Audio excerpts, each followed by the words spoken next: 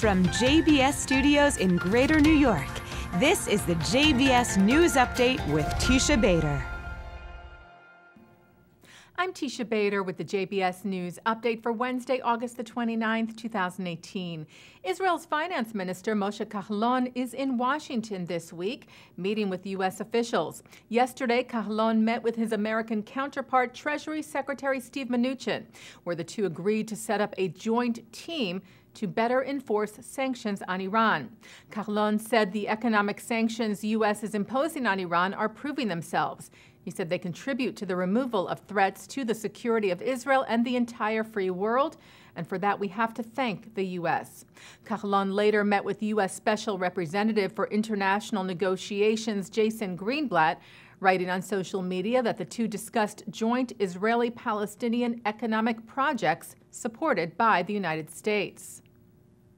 Palestinian Authority President Mahmoud Abbas met with a group of Israeli academics yesterday in Ramallah, reportedly telling them that he believed a future Palestinian state should be demilitarized, something Israel, of course, demands.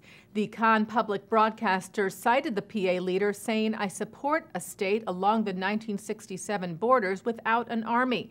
I want unarmed police forces with batons, not guns. Instead of warplanes and tanks," Abbas is reported as saying, "I prefer to build schools and hospitals and allocate funds and resources to social institutions."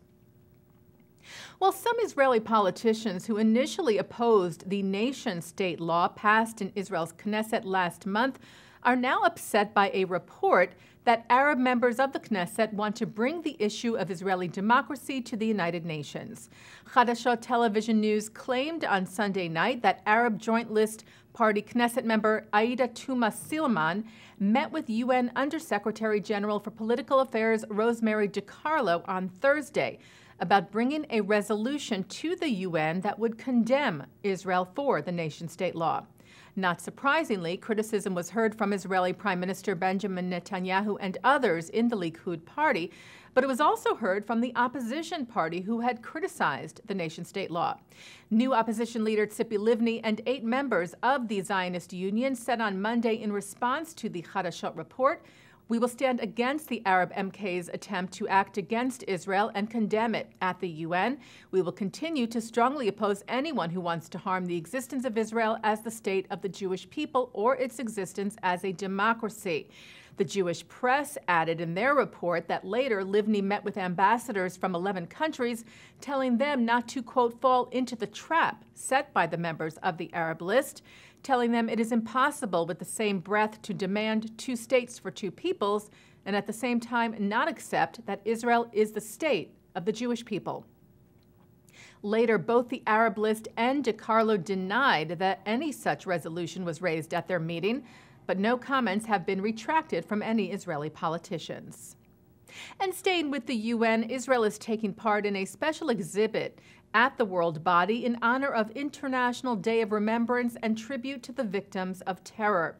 Israel's ambassador to the UN, Dani Danon, initiated an exhibition dedicated to recent victims of terror in Israel, with their names and photos alongside text written by friends and family.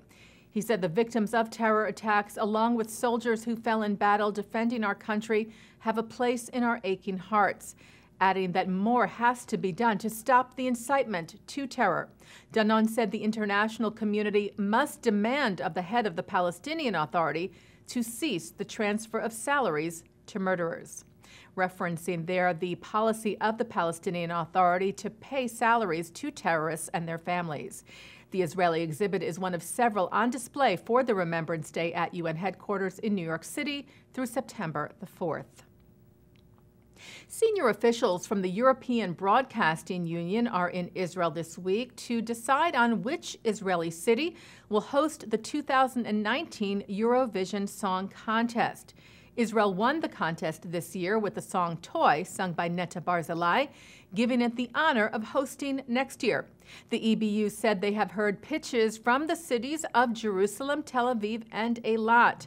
While Israeli officials had originally held the position that the contest had to be in Jerusalem, where it has been in the past, they now have reportedly backed off that demand after concern from the EBU that holding the Eurovision in Jerusalem could politicize the contest.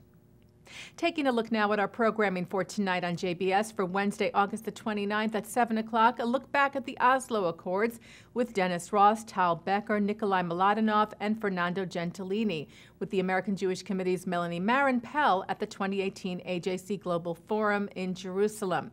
At 8, Rabbi Lord Jonathan Sachs and NYU professor Jonathan Haidt talk about moral dilemmas in the age of social media from the Bronfman Center for Jewish Student Life at NYU.